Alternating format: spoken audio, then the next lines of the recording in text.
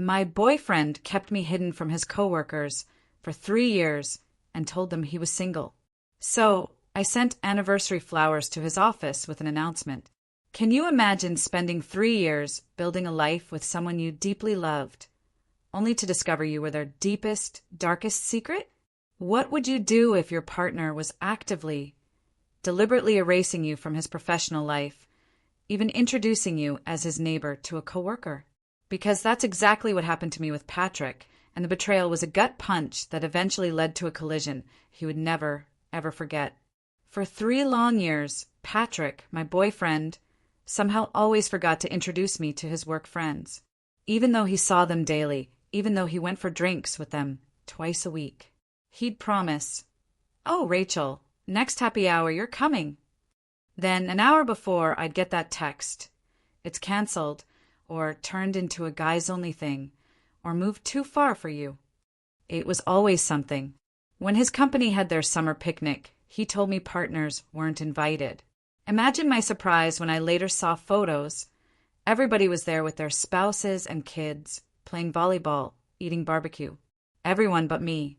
He'd insist his coworkers were boring, and I wouldn't enjoy meeting them anyway. But then he'd spend every evening telling me hilarious stories about these supposedly dull people I was never meant to meet. The holiday party was the last straw.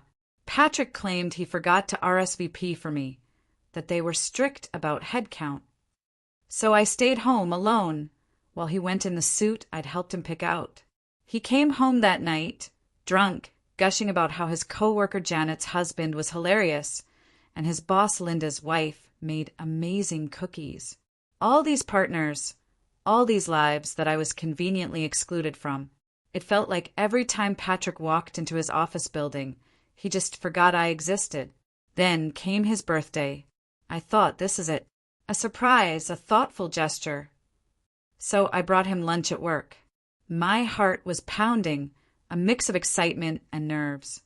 But then he saw me, and he actually introduced me as his neighbor who just happened to be in the area. My jaw must have hit the floor. His coworker, Richard, looked completely baffled and said he thought Patrick was single, since he'd never mentioned a girlfriend in 3 years. Patrick laughed nervously, a tight, fake sound, and said we'd just started dating recently.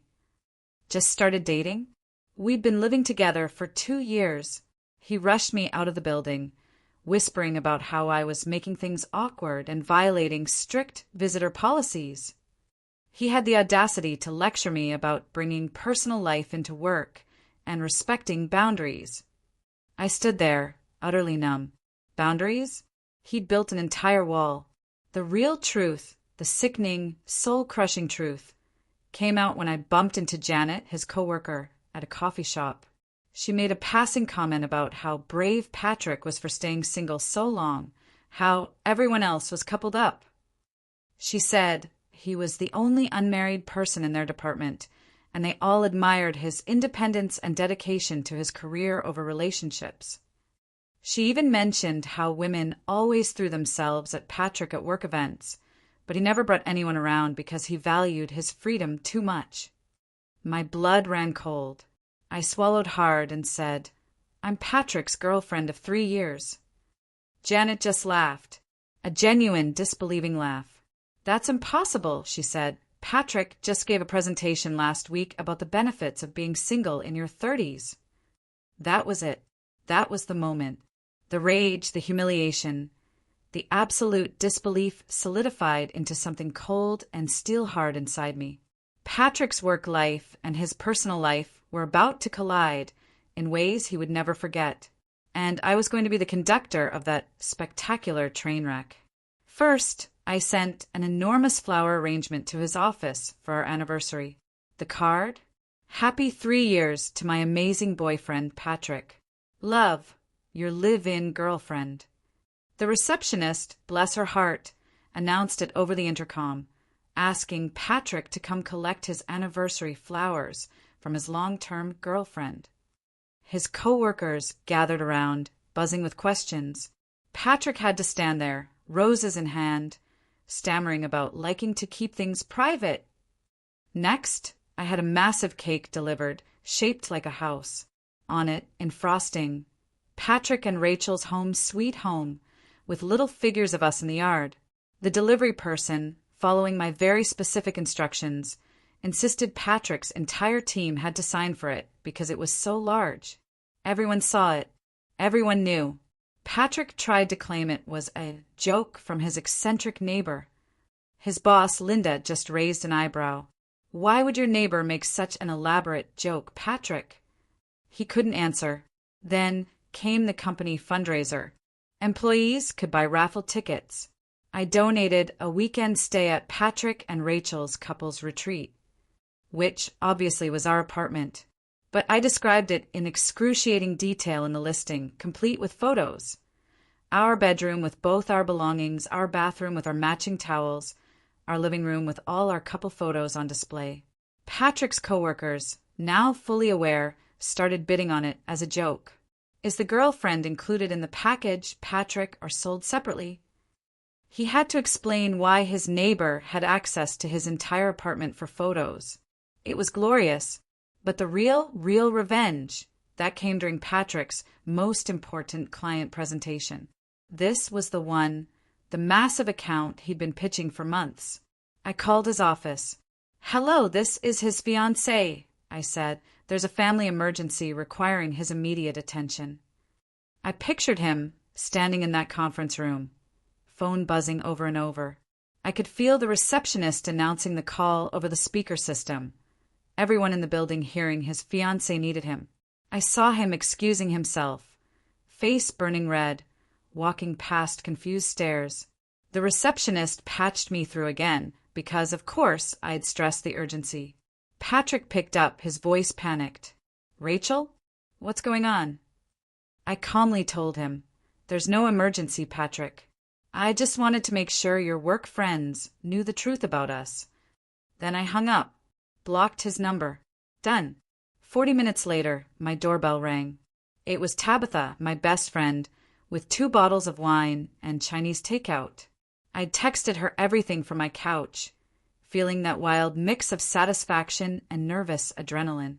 She set the food down, took one look at me and demanded, "Tell me everything." So I did. The flowers, the cake, the raffle, the emergency call. She laughed so hard she spilled wine on my rug. "He absolutely earned every second of that public embarrassment," she declared. "Do you feel guilty?" she asked. "Honestly, not really," I admitted. "Mostly, I just feel relieved they finally know I exist." We ate straight from the containers, and she told me about her own ex who'd hidden her for 8 months. "Watching you stand up for yourself," she said, "makes me wish I'd done something similar." Patrick came home around 7. He looked wrecked. His tie was loose, hair messy, dark circles under his eyes that definitely weren't there this morning. He dropped his briefcase by the door, and the first words out of his mouth were, "You cost me the Hardy account." He said the client walked out, calling him a liar, and now his boss was questioning his trustworthiness. "My job might actually be on the line," he seethed. I set down my wine glass, calm as can be. "That's what happens, Patrick," I told him, "when you spend 3 years building a professional reputation on pretending your live-in girlfriend doesn't exist." His face went from exhausted to furious in a heartbeat. He raised his voice, lecturing me about workplace dynamics and professional boundaries, claiming he kept things separate to avoid office gossip and drama. "How?" I asked, my voice dangerously quiet. "Does our relationship existing create drama?" He claimed people judge you differently when they know you're in a relationship versus single, that he was protecting both of us and maintaining his professional image. "Your professional image," I pointed out, "was built entirely on lies. Maybe it deserved to fall apart." He started pacing, saying everyone now thought he was either a pathological liar or cheating on me. "Your credibility is completely destroyed," he ranted. "People are looking at me differently." "Well," I said, "you were lying pathologically for 3 years. Every single day you walked into that building. Your assessment seems pretty accurate to me." He stopped pacing, stared at me like I'd slapped him, grabbed his keys. "I can't be here right now. I need space to figure out what to do about the mess you created. He stormed out. An hour later, my phone buzzed with texts from an unknown number. He'd used a different phone because I'd blocked him. The messages called me vindictive, crazy, sabotaging his career over hurt feelings. Psychological warfare, he called it. Completely disproportionate. I screenshot every single one, sent them to Tabitha. Her response? This is exactly why you were right to expose him. He still doesn't understand what he did wrong. He's making himself the victim. I fell asleep on the couch, the bed feeling too big, too empty, too full of anger. The next morning, I woke up to a LinkedIn message request. Lynette Yamada. Her profile picture showed a kind smile. I work with Patrick, her message read, and I'm not trying to get involved in personal business, but I have information you should probably know. We agreed to meet for coffee. Lynette was there right at 2, looking professional. She apologized for reaching out, but said I deserved to know the truth. She explained that Patrick didn't just hide me. He actively participated in single guy activities, letting female coworkers think he was available. He enjoyed the attention, she said, the freedom of being seen as unattached. He'd stay late for drinks, agree to last-minute travel, complain about relationship guys who couldn't do those things. Then she pulled out her phone. Photos from company events over the past 2 years. The summer picnic, the holiday party, happy hours. In every single one, Patrick was positioned with the single employees, laughing, relaxed, standing close to other women, his body language open and flirty. He used to complain about how relationships were a burden that held people back professionally. Lynette felt guilty for not questioning his single status earlier, especially after the birthday lunch incident. Why are you telling me this? I asked, my voice barely a whisper. She set her phone down. 3 months ago, Patrick had given her advice about staying single to focus on career advancement, using himself as an example. She thought it was weird then, but never imagined he had a live-in girlfriend for years while saying that. I thanked Lynette, my mind reeling. I thought Patrick was just thoughtless, clumsy about including me. But it wasn't forgetfulness. It was a calculated choice. He was building an entire fake version of himself, erasing me, enjoying the benefits of being perceived as single and available. I drove home on autopilot, hands gripping the wheel, every excuse he'd ever given me shattering. It wasn't about boundaries. It was about maintaining his bachelor image so female coworkers would laugh at his jokes differently, so he could stay late without questions, so he could position himself as the always available team player. When I walked in, Patrick was sitting on the couch, a massive bouquet of roses and expensive chocolates beside him. He stood up, launched into an apology about understanding why I was upset, but my actions were over the line, destructive to his career. We both made mistakes, he said. Now we need to rebuild trust. He held those flowers, genuinely seeming to think they would fix 3 years of systematic lying. He came towards me for a hug. I stepped back. His face fell. He asked if we could talk about this like adults. Patrick, I said, there's nothing to rebuild. The relationship I thought we had for 3 years never actually existed. I was dating someone who treated me like a secret, an inconvenience. He interrupted. That's not fair. I love you. It was about professionalism. I asked him to explain why every single one of his coworkers brought their partners to company events while I stayed home. He stammered. Those situations were different. You're comparing apples to oranges. He called me emotional, not thinking clearly. That's when I pulled out my phone. I had coffee with Lynette Yamada this afternoon. I told him she mentioned your career advice about staying single to focus on professional advancement. His face went completely pale. His mouth opened, but no words came out. He eventually mumbled that Lynette took it out of context. He was just mentoring. How? I asked. Is telling someone to stay single while you've been living with a girlfriend for 2 years general wisdom? He stammered. I didn't mean it literally. He was caught. Again. Patrick sat heavily on the couch, head in his hands.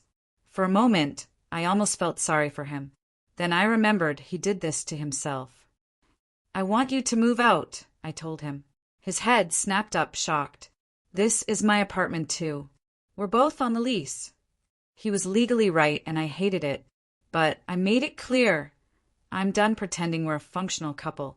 You can sleep on the couch, but I'm not sharing a bed with someone who treated me like an inconvenient secret. He argued, suggested a hotel for a few days to cool off. There is no future for us to discuss, I told him. You can stay at a hotel permanently for all I care. His jaw tightened. You're going to regret throwing away a 3-year relationship over one mistake. I'm not the one, I countered, who spent 3 years making the same mistake every single day. The next week was like living with a hostile stranger. He left for work before I woke up, came home after 9, clearly avoiding me. I spent my evenings apartment hunting, calculating lease breaks, the apartment filled with our things that now just looked like evidence of a relationship that was never what I thought it was. Our framed photos, the coffee maker, the couch we spent weekends picking out, all reminders of a life I built with someone who was living a completely different life the moment he walked out the door. Tabitha showed up on Saturday with her boyfriend's truck and a stack of boxes. She hugged me tight, then started packing my things for temporary storage at her place. Patrick emerged from the bedroom, watching us. Are you really going to throw away 3 years over one mistake? He asked, trying that manipulative tone. Tabitha turned, looked him dead in the eye. It wasn't one mistake, Patrick. It was 3 years of continuous lying. He ignored her, still staring at me. It was 1,000 small choices, I told him. Every time you told your coworkers you were single. Every time you gave advice about staying single while I was at home thinking we were building a future. He called me dramatic, claiming it was normal professional boundaries. Tabitha just made a noise of disgust and carried another box out. My phone rang. It was Patrick's mom. I almost didn't answer, braced for his defense. But her voice was kind, genuinely concerned. I told her the basic facts. A long silence. Then she said, I had no idea Patrick was doing that. I'm very disappointed in him. I raised him better than to treat someone he supposedly loves like a secret. Sitting on the edge of the bed, hearing his own mother validate my feelings, something cracked open in my chest. She always wondered why we never came to family events together, and Patrick always said I was busy. She apologized for not pushing him harder. She revealed his father had done something similar in his 20s, treating girlfriends like they weren't important enough to integrate. I hoped Patrick would be different, she sighed. Some patterns run deeper. She offered to help. I told her I just needed Patrick to take responsibility. She said she'd talk to him, but understood if I'd already made up my mind. I hung up feeling lighter, like having his own family acknowledge his wrongdoing made it real. It also made me sad. Was this just a pattern? Did Patrick even realize he was repeating his father's mistakes? But understanding why doesn't change what he did or make it hurt less.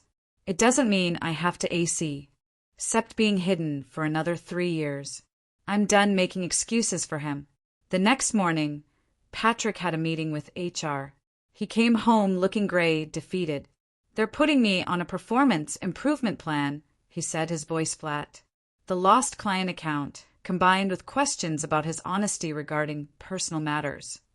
He looked at me, blaming me. This is all your fault. You humiliated me. You destroyed my reputation over relationship drama. I stayed on the couch. I didn't create the lies, Patrick, I reminded him. I just made them visible. He shook his head, still twisting it, still claiming it was professional boundaries. Normal couples don't drag each other's workplaces into their problems, he yelled. You ruined my reputation because you were jealous or insecure. I stood up, walked over to him. Christopher Coe, your department head, apparently told you the company takes integrity seriously. Lying about your personal life raises questions about professional honesty. His jaw tightened. He looked away. It's ridiculous that my career is judged based on relationship choices. You didn't just make relationship choices, Patrick, I said. You actively lied to everyone you worked with for 3 years. And those lies involved me. He called me vindictive. I didn't want to ruin anything, I said. I just wanted to exist as your girlfriend in all areas of your life, instead of being hidden like something shameful. I found a decent studio apartment, small but clean, with good light. It would drain my savings, but I signed the lease. 3 weeks. I was moving. Tabitha took me out to celebrate. For the first time in weeks, I felt something like hope. Patrick found the lease agreement on the counter. Are you really going to move into a tiny studio instead of working things out? He asked, an edge to his voice. There's nothing to work out, I told him. I don't trust you anymore. We've been together for 3 years, he pleaded. You're just going to throw all of that away? You threw it away, I countered, when you decided to pretend I didn't exist every time you walked into your office. He tried a different tactic, his voice softer, more pleading. He'd introduce me to everyone, bring me to every happy hour, prove he'd changed. I just looked at him. I didn't want to be with someone who only valued me publicly after being forced to. That's not what respect looks like, I said. Real respect means your partner wants to include you from the start, not because they got caught lying. His face hardened. You're impossible. What do you want from me? I don't want anything from you anymore, I said, which is why I'm moving out in 3 weeks. Tabitha came over to help me pack. Patrick came out of the bedroom, that charming smile on his face. She's always been such a good friend to me, he said to Tabitha. I bet she wants what's best for you, which is working things out. Tabitha stopped folding, looked at him.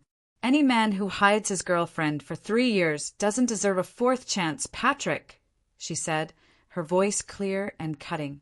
Maybe you should focus on figuring out why you treated her so badly instead of trying to manipulate her friends. His smile vanished. He stomped back into the bedroom. My sister, Emily called. Our mom had told her everything. She had that protective older sister tone. I never liked Patrick anyway, she confessed.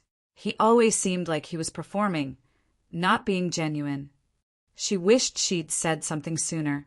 We talked for an hour about red flags, about how easy it is to ignore them when you're in it. She shared her own story of an ex who hit her. It destroyed my self-esteem, she said. I realized I wasn't alone. My boss, incredibly understanding, told me to take time off. She, too, had dated someone who kept her separate. It took me years to recover, she said. It seemed this pattern was far more common than I thought. Patrick's attitude worsened. He stopped apologizing, started muttering about me, overreacting. When I packed our kitchen stuff, he scoffed. Normal people don't end relationships because their partner wanted to keep work separate from home. He still didn't get it. Lynette texted, asking to grab lunch. Patrick was eating alone at his desk, she said. Nobody invited him to group lunches. People were distant. Richard told everyone if Patrick could hide a whole girlfriend for 3 years, who knows what else he's hiding. Trust was broken. Lynette felt bad but understood. Patrick tried to explain himself, claiming he valued privacy. Janet had pointed out, there's a difference between privacy and actively lying about your entire life situation. That night, Tabitha told me, you're not punishing Patrick. These are natural consequences of choices he made every single day for 3 years. He built his whole work identity on a lie. You just stopped holding it up for him. She was right. Patrick even suggested couples counseling. I turned off the stove. I don't want to work through anything. I'm tired of being the person who accommodates and adjusts while you just do whatever you want. Counseling is for people who both want to fix something. I didn't want to fix this. I was exhausted from 3 years of wondering what was wrong with me. He asked what he should tell people about why we broke up. I suggested, Try telling the truth for once. He said I was being cruel. If the truth is humiliating, I told him, maybe you should have thought about that before doing humiliating things. He stormed off. Moving day arrived. Tabitha and her boyfriend's truck. Patrick stayed in the bedroom, door closed. I could hear him watching TV. He never came out to help, never said goodbye. When we carried the last box out, I paused at his closed door waiting. Nothing. The TV volume went up. Tabitha touched my arm. We should go. Walking out, leaving that version of myself behind, felt strange but also freeing. My new studio apartment was tiny, but it was mine. Tabitha helped me unpack, and we toasted with cheap champagne to never again accepting the bare minimum from men. I added, to being visible and acknowledged and treated like we matter. She agreed. You seem more like yourself than you have in years, she said. She was right. I'd gotten so used to making myself smaller for Patrick that I'd forgotten what it felt like to just exist without apologizing. The first week in my new place was quiet. I'd sometimes reach for Patrick's coffee cup or start to text him, then stop. But the quiet wasn't lonely. It was freeing, like I'd been holding my breath for 3 years and was finally exhaling. Lynette texted. Patrick was withdrawn at work. I told her his emotional state wasn't my responsibility anymore. She called it a healthy boundary. I blocked Patrick on every platform. Facebook, Instagram, Twitter, even LinkedIn. Erasing 3 years, one account at a time. I deleted our couple photos, the ones from vacations and birthdays where I thought we were happy. My thumb hovered over one. Then I realized I wasn't sad about losing the relationship anymore.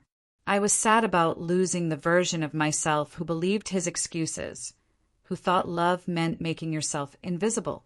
The photos went into the trash. Emily visited and we talked for hours. She said I didn't overreact. Any man who treats his girlfriend like a shameful secret deserves exactly what he got. She even told me my story had inspired her to confront her own boyfriend about similar behavior. Something positive, finally. Then Patrick's email. Please read, I'm sorry. He said he'd been thinking, realized he was scared of commitment, scared of judgment, scared of losing his freedom. He swore he'd change. I closed it, moved it to trash, emptied the trash. His explanations didn't matter. Understanding someone's damage doesn't mean you have to let them damage you. I started yoga. Make space for yourself, the instructor said. Honor your own needs. During relaxation, she said, we teach people how to treat us by what we accept. I was teaching myself that I deserved better. Patrick started telling mutual friends I was too demanding. Simon texted me, asking if I really expected Patrick to bring me to every work function. I texted back the truth. Simon responded with shocked emojis. I was annoyed but not surprised. He'd lied to his coworkers for 3 years. Why wouldn't he lie to our friends? Tabitha ran into him. Furious, he was still spinning stories. It doesn't matter what story Patrick tells, I told her. The people who matter know the truth. Lynette invited me for drinks with 2 other women from Patrick's office. Jennifer told me about her ex-husband, who kept her separate from his work life for their entire marriage. Amanda shared a similar story. We sat there, sharing our stories of men who treated us like secrets, and it felt so good to connect, to know I wasn't alone. Jennifer said she wished someone had exposed her ex before she wasted 10 years. A few weeks later, Amanda texted me. Patrick had approached her in the office kitchen, asking her out. Barely 2 months after our breakup. She turned him down. I wasn't surprised, just tired. He hadn't learned a thing. He was already back to his old patterns, trying to date women from work he could compartmentalize. Some people will always choose comfort over growth. He was one of them. It confirmed I'd made the right choice. I took on freelance projects, building my portfolio. My evenings were mine now. My boss told me I was getting a promotion, a significant raise. My work quality had noticeably improved. Patrick's constant undermining, his subtle ways of making me feel inadequate, had seeped into my professional life. Without that constant noise, my work thrived. The promotion felt like proof that leaving him was the right choice. Tabitha threw me a birthday party. Someone asked if I was dating anyone seriously. No, I said, I'm not in a hurry. I'm enjoying building a life I actually like. I realized I'd spent so long focused on making Patrick happy that I forgot to check if I was happy. Now I was learning who I was. Emily told me she was proud I chose myself, and I realized my revenge wasn't about punishing Patrick. It was about refusing to stay invisible. It was about demanding to be acknowledged. 6 months later, I woke up in my studio apartment without checking my phone for Patrick's texts, without that low-level anxiety. My mornings were mine. Tabitha said I seemed lighter, not carrying invisible weight. My boss noted my confidence. My sister got engaged, and her relationship reminded me what healthy love looked like. Mutual respect, public commitment. Patrick crossed my mind occasionally, but the thoughts didn't linger or hurt. A year after everything exploded, I started dating someone new. He introduced me to his friends on our second date, to his family by the third month. All the basic things Patrick couldn't manage in 3 years. It was refreshingly normal to be with someone proud to have me in his life, who didn't treat my presence like something to be managed or hidden. We went to work events together.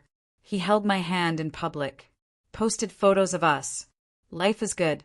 I'm grateful I didn't settle for less than I deserved. I chose visibility and respect. And that choice changed everything. What about you? Have you ever felt like you were someone's secret? What would you have done in my place? Let me know in the comments below. I really want to hear your thoughts.